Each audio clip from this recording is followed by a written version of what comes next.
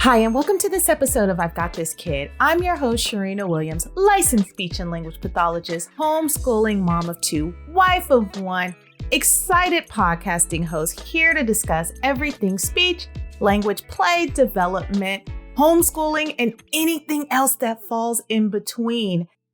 Hey, y'all, listen up. If you haven't done so, join our community. I just love hearing from you guys. I love seeing pictures of your little sugars. They are so adorable. And most of them look like they still smell like cookies, which makes my life happy because mine no longer smell like cookies. If you want to join our community, I could be found on Facebook at Cherina Williams, licensed speech and language pathologist, Instagram at Cherina WSLP, or at I've Got This Kid _podcast. I could also be found on Twitter at Cherina William 1. Share the podcast with a friend. If you have not done so, please, let's keep getting this going. Let's keep getting that feedback. Let's keep growing the community because we are better together. And you guys usually have some really great information. I love hearing from you all. The next thing that you guys can do is rate the show to join the community. We rate everything else. Rate the show. Tell me if you're enjoying it. Tell me what I can change. Tell me if there's a topic that you want to hear about to be covered, because that's what I'm here to do. And finally, this ties into the last thing. Send in your questions. If you have a question, please ask. There's no such thing as a silly question, only a such thing as an unanswered question. And I'm usually 99% sure that if you have a question, somebody else has that same question. And so let's get these questions answered together, y'all. So we are continuing the What Is It series, y'all. And so far, we have covered what is a stuttering disorder? What is a speech sound disorder versus a delay? What is a voice disorder? What is apraxia? What is a preschool language disorder? What is a learning disability? And if you're asking or scratching your head, like, wait, what? You covered all that? Then you probably haven't tuned into all those episodes. Go ahead to the website, iHeartSpeechTherapy.com, or find me on your favorite podcast station, and you can catch up on all episodes. So today, we are going to be covering part 1. Yes, you heard me say part 1 of what is autism. You know, when I started researching, when I started just looking at stuff, when I started thinking about how I wanted to frame this episode, by the time I was done, I was like, there's no way I'm going to do a single episode on autism, talking about autism, because I feel like first, we need to get on the same page, understanding what it is, understanding just the different parameters around it. And then next week, we're going to cover signs and symptoms. But today, I'm going to get us all hooked up, educated. Today, we're going to school, but in a good way. You're going to enjoy this learning because autism is one of those things that it is so prevalent. It happens in 1 in 54 kids across the globe. 1 in 54, right? That's pretty big odds. So that means out of every 100 kids, there's going to be at least 2. That doesn't take much to get that ball rolling and that number to grow larger. If you think about it, most classrooms nowadays have between 25 and 30 kids. So if you have 3 classrooms put together, or we could say 3.5 classrooms put together, then at least 2 of those sugars in that class will most likely have a diagnosis of autism. And so that's how prevalent it is. What's funny about this diagnosis is there's so much stigma around it. There's so much unknown around it. We know the word, but in a lot of ways, there's still a question mark because we've gotten kind of over the years fragmented information that doesn't necessarily cover the full scope of what it is, what it looks like, how to recognize it. And honestly, at the end of the day, what does that mean? And how, as a world changer, can I get tooled up? So that's what we're going to do today. I'm going to get you tooled up in that way. So definition, basic textbook, and everywhere my notes are coming from will be in our show notes today, y'all. So autism is a neurological disorder that affects social language, how we get along in the world, speech, sometimes nonverbal, and repetitive behaviors. Well, it's all in the meaning, stuff that you do over and over and over again. And because it's neurological, we can detect the signs pretty early. We're to the point now to where even in infancy, we can kind of pick up on if little sugars are showing some signs. The earliest that I've honestly seen a diagnosis, probably 15 months, maybe a little bit earlier, just because there was a lot going on in particular with this sugar. And so we all kind of suspected what was happening. But even still, as early as like 12 months, you can kind of start tracking and seeing some signs.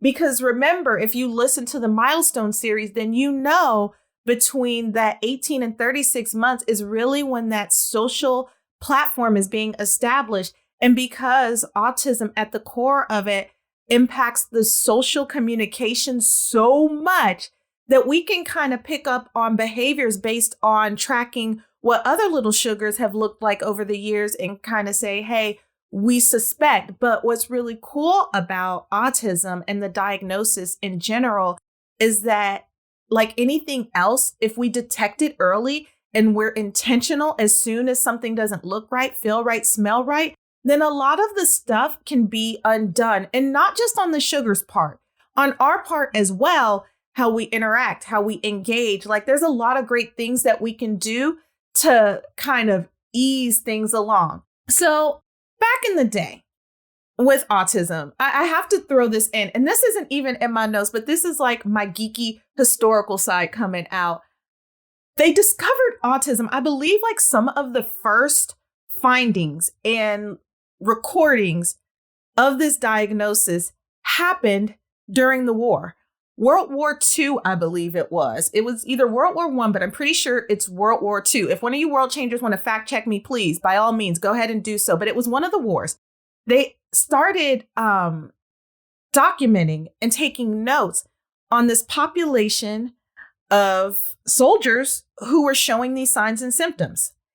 And it kind of kept snowballing from there. But that's like, I believe, when some of the original documentation of autism came to light.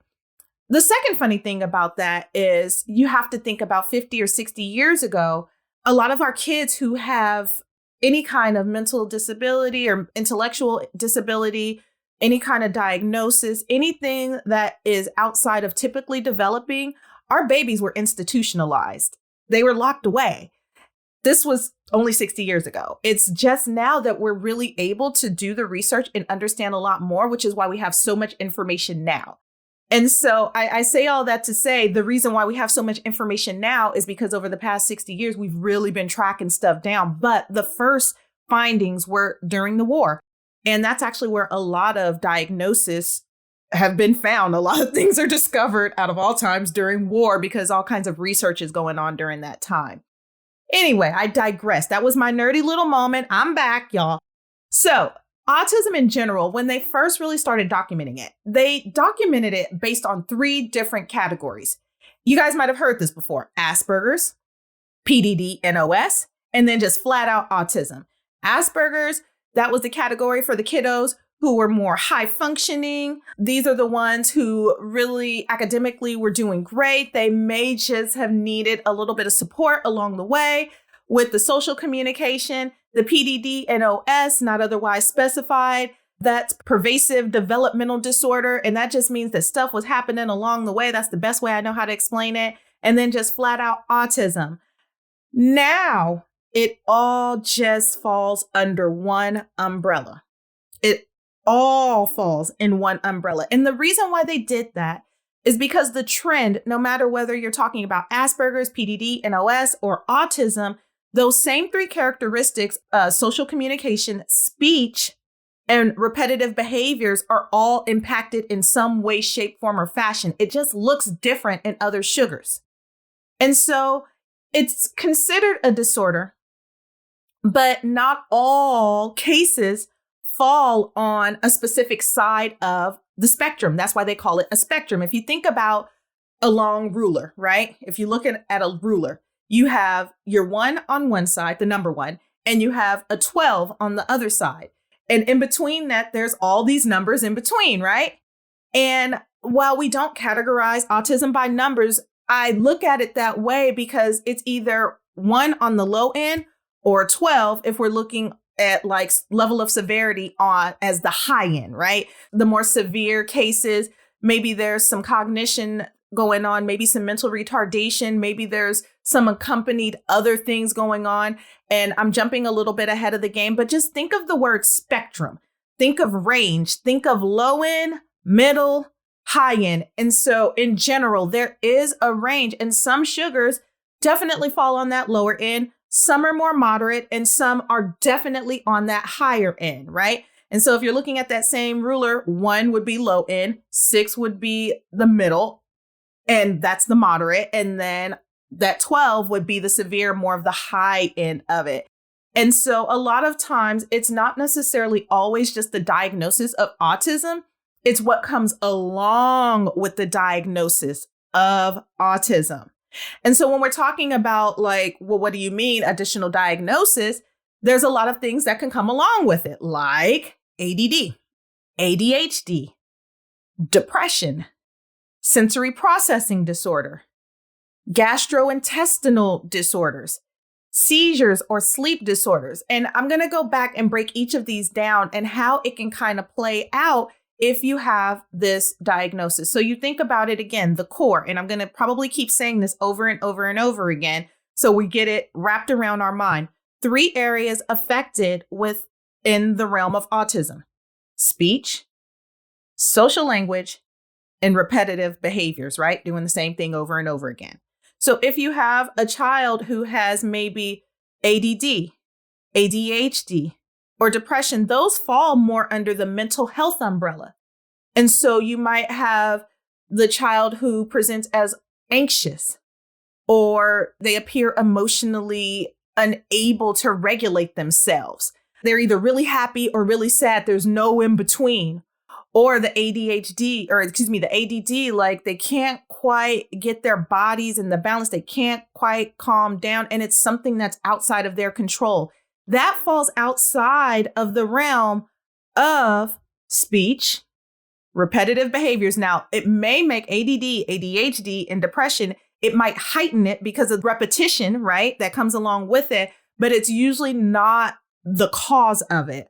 And then also the social communication. If I am a little bit more impulsive, if I'm a little bit more hyperactive, if I'm a little more X, then everything is kind of heightened in a way that is not always played out in the best way. And we really have to be intentional about tooling these sugars up who have these accompanied disorders, especially when we're talking about the mental health side of things. The next thing, sensory processing disorder. We did an episode on sensory processing disorder. Sensory processing disorder is the way that we perceive the world. We perceive the world through our 5 senses, right? If you listen to that episode, then you know it's through the things that we see, what we taste, what we smell, what we touch, how we hear. And so a lot of times sensory processing disorder, our sugars are either hypersensitive. That means that they are overly sensitive to the environment and everything's a little bit too much, or they're hyposensitive to where they need the input and they always feel like, and it always looks like they're going because they're never quite in the balance. That can have an impact on things in addition to GI disorders. I said I was going to have an episode just on the brain and the gut, and that is coming up. It's coming through the pipeline, not quite yet, but we're going to go deeper into how the brain and the gut are related. A lot of times you probably have heard nowadays gluten-free diet, gluten this, gluten that, gluten this, gluten that. And most people are like, well, what do you mean gluten? And that's just a hoax, and that's just a thing, and that's just a whatever. And it's not. It's really for some of our little sugars who have the diagnosis of autism, the way that their body processes food may be different than the way that our body processes that same food. And so taking away gluten for some families has been extremely successful over the years to manage their mental health. keeping things in order, keeping them able to attend, keeping them able to focus and learn. And so we will get deeper into that, not today, but down the line. The final thing that can accompany autism is seizures or sleep disorders. Again, this doesn't happen to everybody, but it can be something that impacts their ability to be able to thrive in a way that they need to thrive. If your brain is constantly having these little tremors due to the seizures, or the seizure is the tremor, then it can definitely impact thinking, reasoning, memory. It can impact all areas of how the brain functions. And so even language and speech, it just depends on where the seizures are taking place. And this doesn't happen with all the sugars that have the diagnosis, but it does happen to some. Sleep disorders is another area that I hear about a lot and discuss with parents a lot, because the brain sometimes has a hard time just making that transition and shutting down. And you have to think about a sugar who likes repetition. And so it's hard, if you like repetition, to make those transitions and to shift from one thing to the next thing, because it's just harder for them to do. And so again, that's a way that we have to tool them up. Another area, and we'll get into it, and this is not a disorder at all, but giftedness and autism can go hand in hand, and we will talk about that later. And this is the crazy thing about this, y'all. Just like you can have autism by itself, the diagnosis of autism, you don't necessarily have these accompanying disorders. Sometimes it's just the difficulties with speech, repetitious behavior, and social communication. You don't always have a sugar who has an extra something else going on with it. And you can have any one of those disorders without having autism. So they don't always just come together. They can come together. We've seen that they come together, but they can also be diagnosed independent of one another. A lot of times the world changers who are coming into my office and are seeing me the first time, and we're suspecting red flag behaviors are going on, or they got a recent diagnosis, I'm usually that first person that they talk to. And the reason I am that first person to talk to is because I subspecialize in early intervention. So I'm seeing them when they're super young. And so a big part of what I do, which I love to do, as you guys know by now, is educate families on what to expect, what to be thinking about based on their situation, based on what their sugar is presenting, because every sugar is different. No matter what, every sugar is different. And the question that does come up is, what is their quality of life going to be like? What kind of quality of life are they going to have? Am I going to have this sugar forever? Like, what is this really going to look like? And I always say, if we're unsure at that time, sometimes we know. It honestly depends, because again, it's a spectrum. Think about the ruler. We have the low end, we have the middle, and we have the high end based on level of severity, low severity to high severity, right? And so it honestly depends on A, what sugar presents with, B, if there's accompanying disorders, and C, if sugar is motivated. Okay, there's a D, y'all. How you're tooling the sugar up.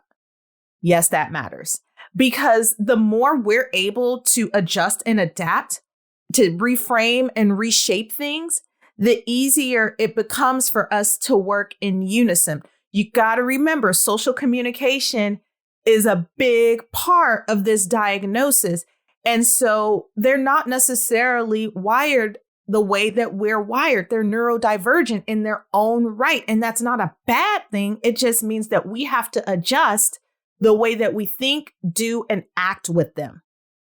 And so we have to think about, if we're asking these questions, quality of life, what's it going to be like? What are their thinking and problem solving skills like? Are they acquiring new learning? Are they trying to problem solve? Are they falling apart every single time? And I'm not talking about like the cute 2-year-old tantrum. Okay, there's no cute tantrum. Let me stop lying, y'all. Let's say like the difference between like the tantrum and falling apart over everything that doesn't go their way, but they're not necessarily getting that grit or resilience, right? That can definitely be a telltale sign of what we need to do, how we need to react, and how we need to reframe the way that we are reacting when thinking and problem solving skills are not necessarily being nurtured the way that they need to be. And they're not necessarily maturing in the direction that we would want them to go. And again, for some sugars, remember I said that giftedness and autism can go hand in hand as well. It's not uncommon at all. So that's where you have like your highly skilled, highly focused kiddos who are just, those gifted thinkers. Whereas on the other hand, you have the other ones who need a little bit of support. Maybe there's also a little bit of mental retardation that comes along with that. Yes, it can happen. And so if we're not putting our sugars in a position to where we're constantly challenging that and we're shying away from it, then yeah, that can be a telltale sign. Another thing that will kind of determine or be something that we look at over time, this is something that we're paying attention to, not just once, but throughout their life, the activities of daily living. How are they getting through the day? Are they showing awareness? Are they demonstrating the ability to be able to get from one thing to the next?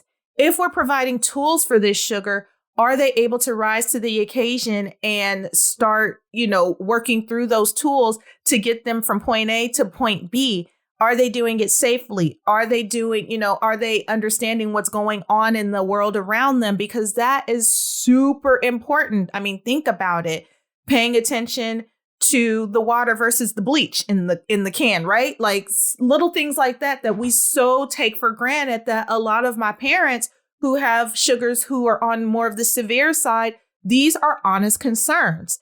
And so we have to think about quality of life in a way to where not necessarily what is it going to look like? It's more so of what are we going to do? What are we going to do to make sure that opportunities are arising so sugar can maximize his or her ability to be amazing at whatever it is their purpose to be? And so you have to look at each effect in their own right, in general, when looking at autism, right? And so I've been saying it all along. By now, you guys should know it. We're looking at social communication. We're looking at their speech, and we're looking at the repetitious behaviors and how much it's taking over their day. You can have a speech disorder absent of a diagnosis of autism, right? The two don't go together. And so some of our sugars who have speech delay, language delay, it's autism at the core because it's difficulties relating to the world. Maybe speech may not be used for the intention of communicating. And no, I'm not getting speech and language confused. I'm talking about speech in general when we're using and acquiring the sounds to make words.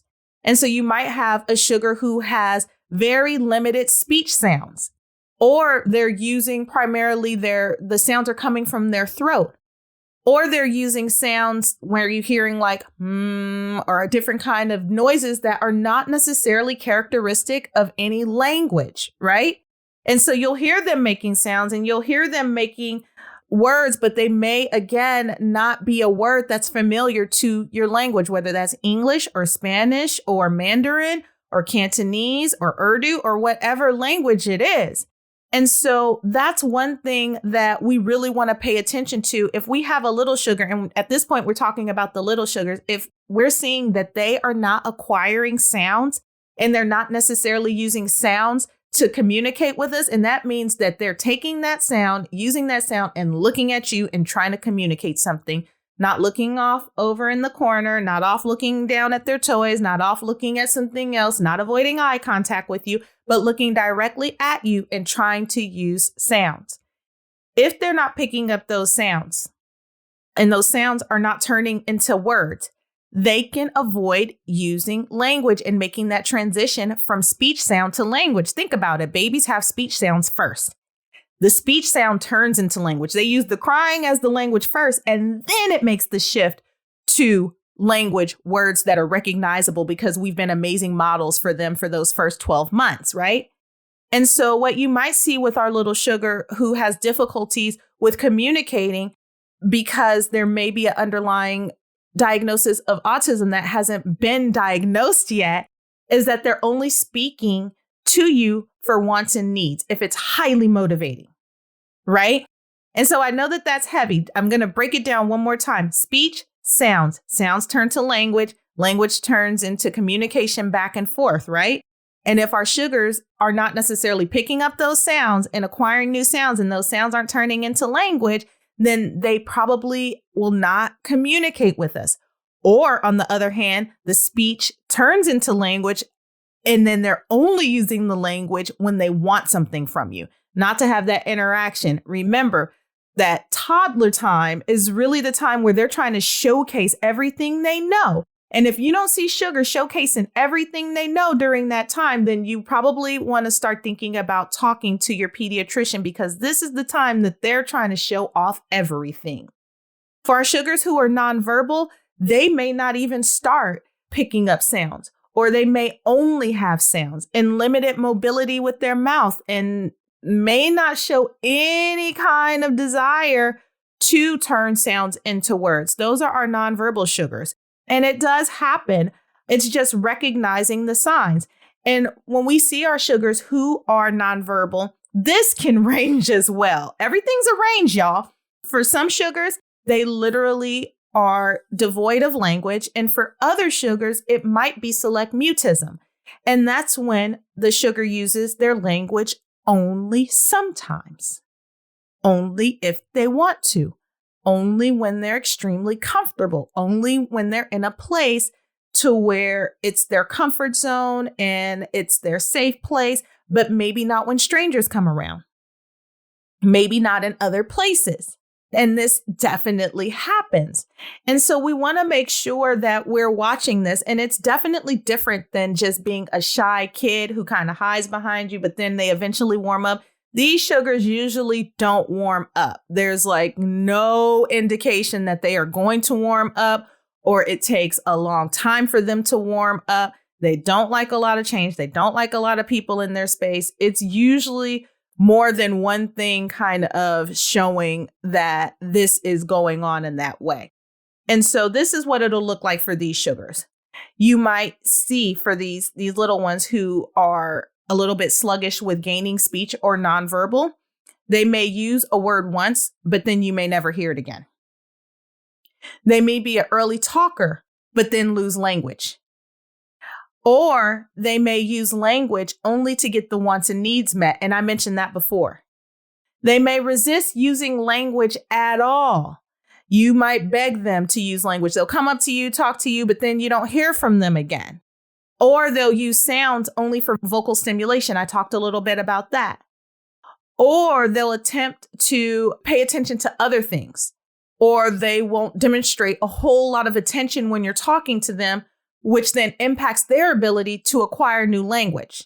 The attention or the focus or the willingness might be taking over in those cases. And how do we help? We can definitely help these sugars in these situations.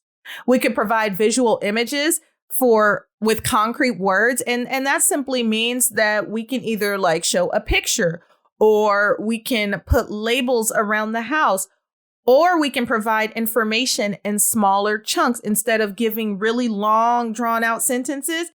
When communicating with them, we can provide information in smaller chunks to make sure that they are gaining the information. And remember, when we are using smaller chunks, we're giving them a model to imitate the words.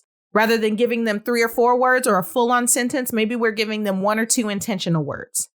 We only want to speak to these sugars face to face because we want to make sure that they're paying attention to us.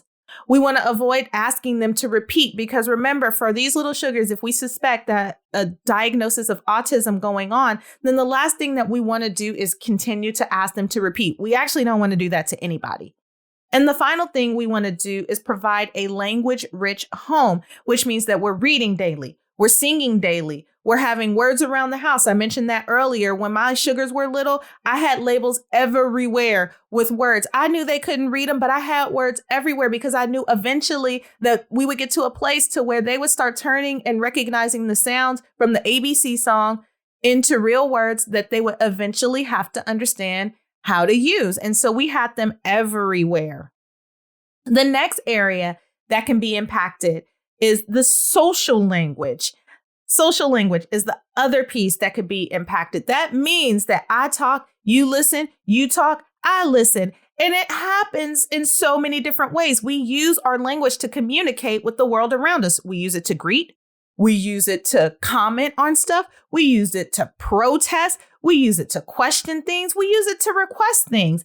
And so our sugars may not always show interest in a conversational partner.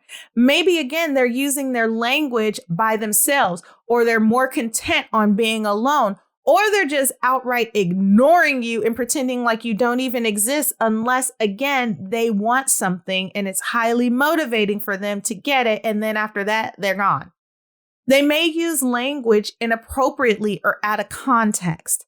So it might be a phrase or something that was catchy that they heard on TV. And you might hear them saying it over and over and over again.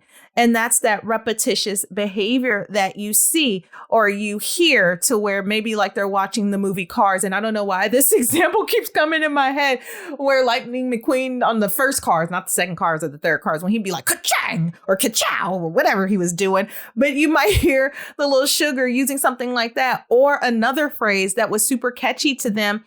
And it may not be within the context of the conversation going on. And you might just hear them saying it and using it over and over and over again. And even after you acknowledge them, they're still using it over and over and over again.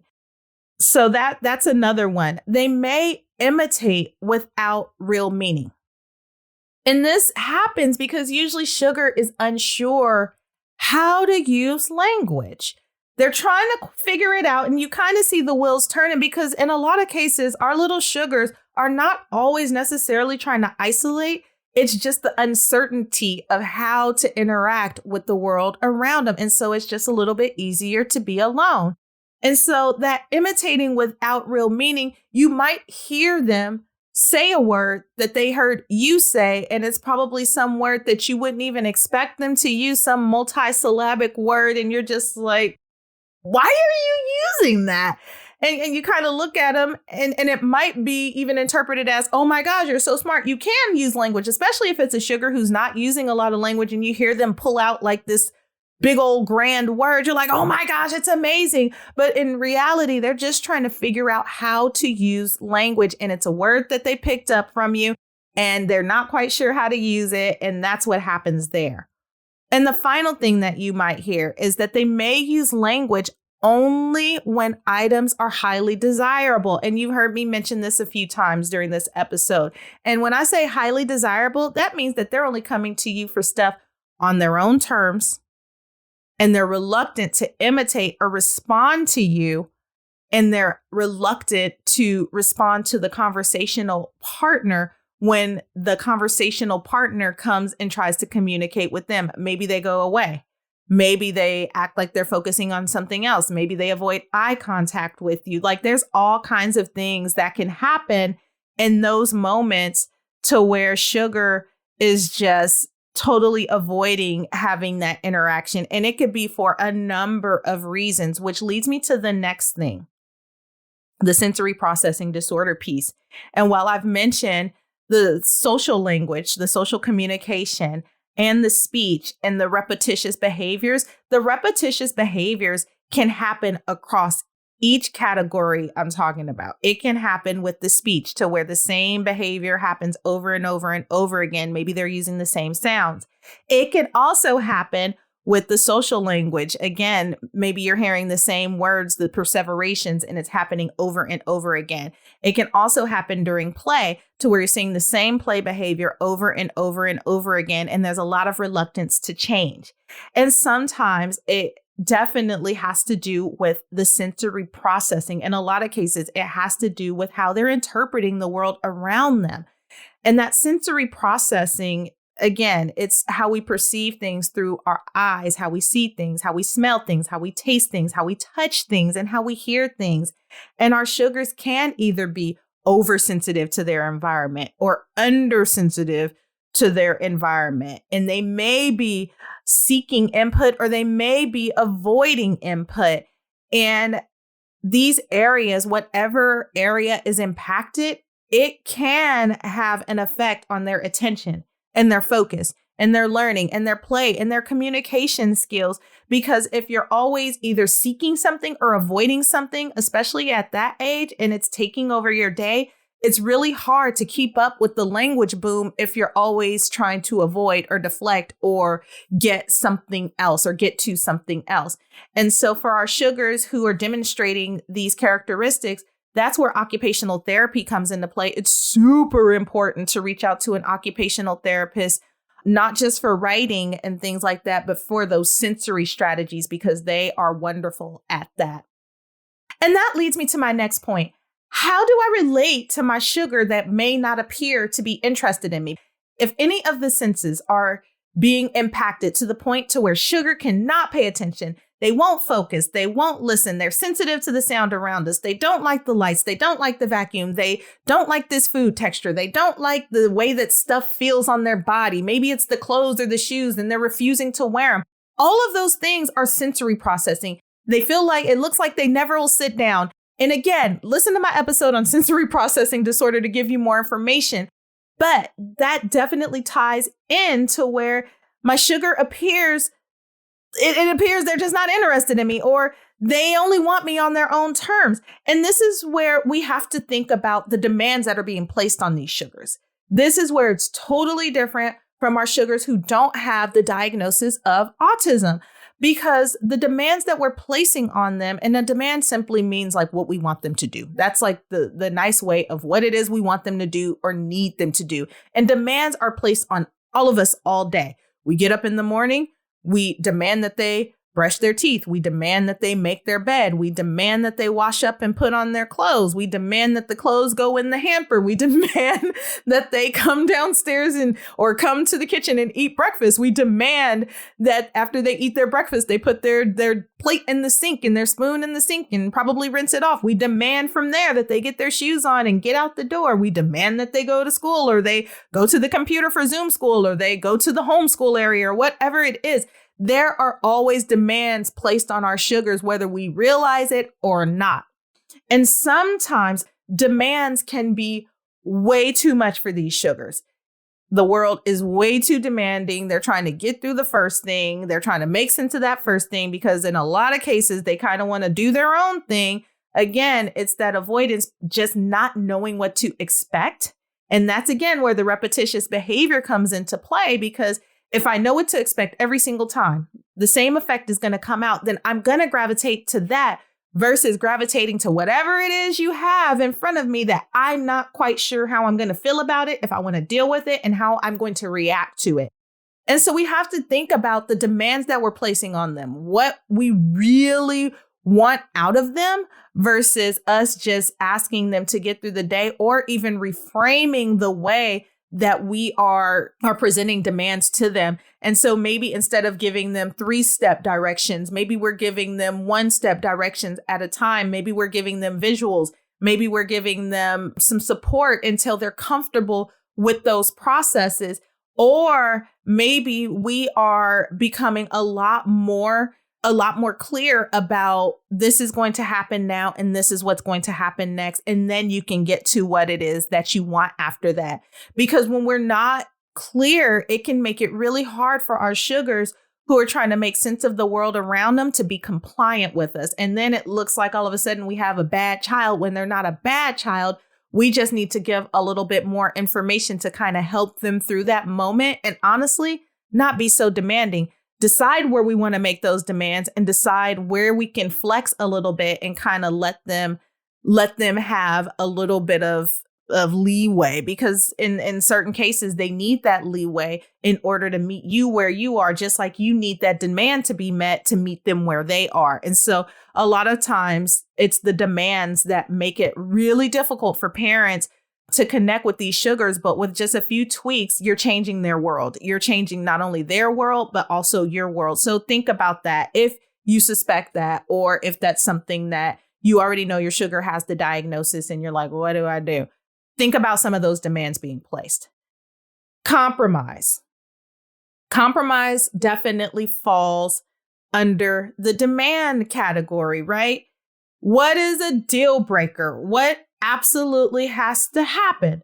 What absolutely are you not going to let them get away with? Like, what is the deal breaker in your house? And that's when you and your parenting partner have to talk about that. And if you guys are in a multi-generational home, that's when everybody comes together and you guys have to discuss as the parenting partners what the deal breakers are. Like, sugar cannot get away with X no matter what, but sugar can X, Y, Z.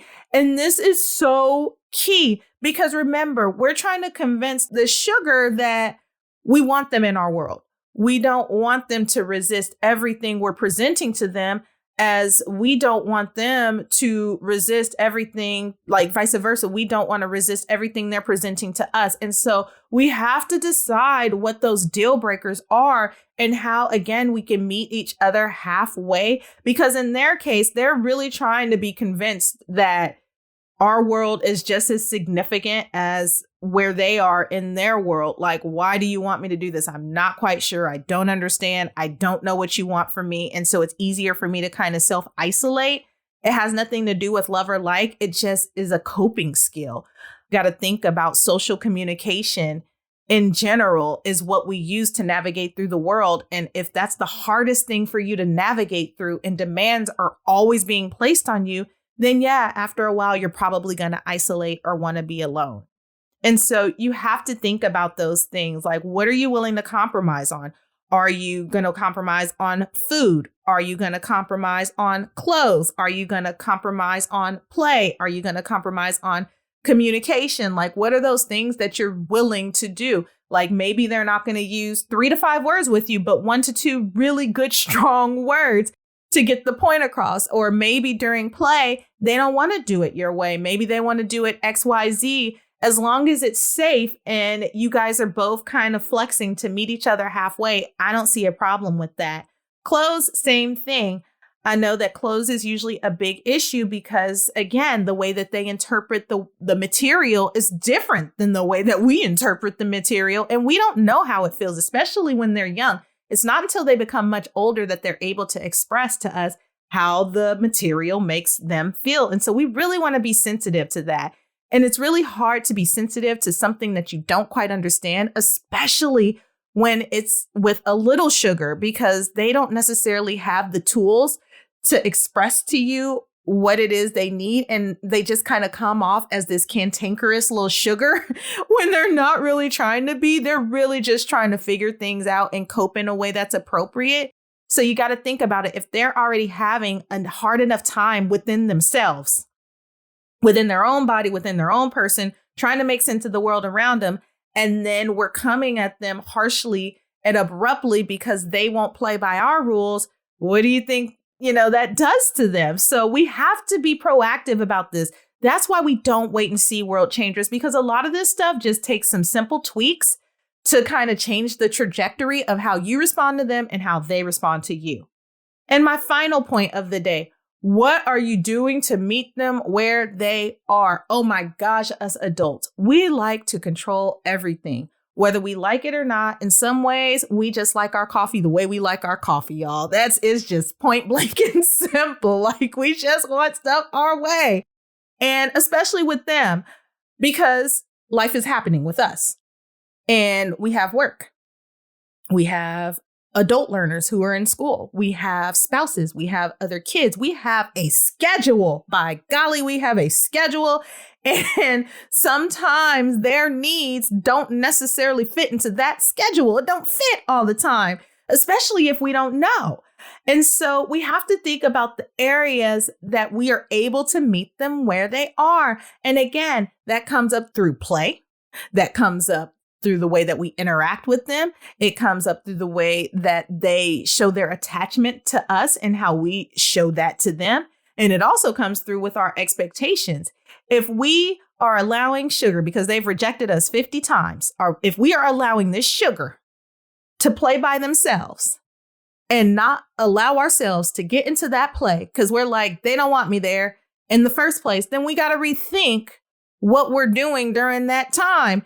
And if they're feeling toy insecure and don't want us touching their stuff or feel threatened, like you're going to take their little toys away because they feel that way sometimes. And so we have to provide those securities. Now, we may never think of it like that, but I guarantee like that is in a lot of cases what's happening during play. It's that toy insecurity of if you touch my toy, I'm never going to get it back or you're going to change it and I'm not going to like it. And it's just hard for me to flex for you. And I want it to go this way because just like you may want your coffee the same way that you want your coffee, they want their bottle the same way they want their bottle. They want it the way that they want it. And so that's where we have to meet them where they are. The interaction, how are we interacting with them? Are we only allowing them to interact with us on their terms?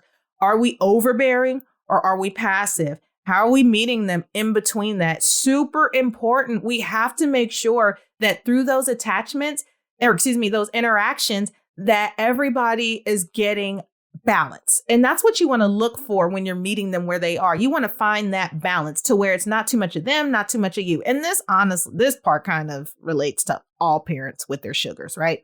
We're trying to build a relationship here, y'all. The next thing, attachment. How are we handling their attachments to us? Are they too attached to us to where we can't leave the room and it's like the war is going on the other side of the wall? Or is it to the point to where they don't even care if we're around or not, or at least it feels that way because they're not paying attention? How are we dealing with that? How do we deal with that, right? And the final thing, the expectations. What are we expecting from them? Like if your sugar already has this diagnosis, what does this diagnosis mean to you? Does it mean that you feel like it's a life sentence and they're never going to have a normal life? Well, your perception and your attitude and disposition is being, carried over to them. And so if you feel that way, what do you think they're going to feel like? So we have to be extremely careful about how we approach a label, how we approach neurodivergence, because a diagnosis of autism doesn't mean that it's a life sentence. It doesn't mean that at all. And even if it's on the more severe side of things, there's always a bright light somewhere and there's beauty in everything. And I've seen it myself. I've seen world changers come through my office and they are just feeling like I have this baby and we have not even bonded at this point. And I don't even know, like I'm out of ideas. What can we do? And we just tweak the system and we work hard together. And, some months in, I see a different relationship with mom and child, dad and child, families in general. And so we really have to check ourselves at the door and think about what this stuff means to us and think about how we perceive diagnosis in general and what that means, especially if we don't have a lot of information or we haven't done the research for ourselves. And so I want you guys out there to not only come to grips with the reality, not only for yourself, but also for your sugar. And if this is not something that's going on in your household, for other people who are out in the community, who are living day in and day out, because it's not always the easiest diagnosis to live with. But I'm telling you, I've got some strong world changers out there who are making things happen, and they're making their sugar's world a better place by just putting in the work, which in return, sugar comes and meets them at the table. And it's a beautiful thing. So before you give the side eye out in public and you see that little sugar who looks like they're just cutting all the way up, don't get so mad at them. Show them a little grace, because here's the real ring dinger of it all.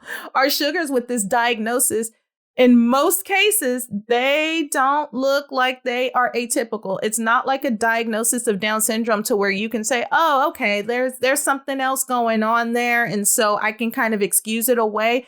This diagnosis, they can look just like everybody else in the family. And again, the neuro wiring is just different and they're relating to the world different. And so remember, our differences make us unique. And so we have to continue to learn how to embrace those around us, learn what this stuff means so we can all be proactive together. Y'all remember, we're a community. We're better together. So I told you guys this was going to be a long episode. I am looking at the clock and I'm like, OMG. If I would have tried to do part 2, what is now part 2 today, we would have been up here for another good hour. Maybe. I don't know. So next week, we're going to have part 2 of the What Is It series, Autism Spectrum Disorder. And we're going to talk signs and symptoms. I'm going to tool you up on what the signs and the symptoms look like. I went about it the other way around. I didn't want to talk about signs and symptoms first because I didn't want you guys analyzing your sugars and thinking like, oh my gosh, this is happening. Do they have it? Don't they have it? I want you guys to have some understanding first and know what this stuff is and know what it means. So that way, when we look at signs and symptoms, you can say, hey, this relates to me. I need to do something. I need to go talk to my pediatrician, or hey, this does not. But I'm going to take this information and pass it on because somebody else in this world may be dealing. So that's where we are. If you have any questions about this episode or past episodes, please do not hesitate to reach out to me at questions@I'veGotThisKid.com, or you can follow me on Instagram, Facebook, Twitter. Those links are a click away in the show notes. Or you could go to my website at www.iHeartSpeechTherapy.com. Join our mailing list and become a part of the community. We would be happy to have you here. So until the next time, world changers, take care.